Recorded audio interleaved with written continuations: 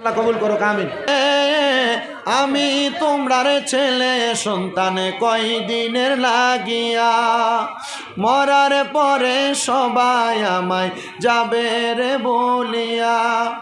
কষ্ট হইল 3.5 হাত মাটি দিও, কইরাই আমার জায়গা হইব নি, আমার জায়গা হইব নি। আমার মরা লাশের লাইগা মসজিদের পাশে আমার কবর দিও, কইরাই আমার জায়গা হইব নি। এলাকাবাসী রে, আমি যেদিন যাব মারা দুনিয়া চারিয়া, গায়ের জামা কাপড় সবই নিবে রে খুলিয়া। ওরে 3.5 হাত মাটির ঘরে দিও রে শুয়াইয়া, আমার জায়গা হইব নি, আমার জায়গা হইব নি।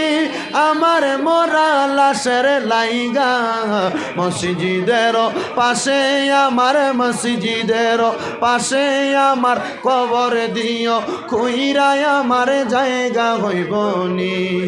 জগৎবাসী রে, আমি তোমরার ছেলে সন্তান কোন দিনের লাগিয়া।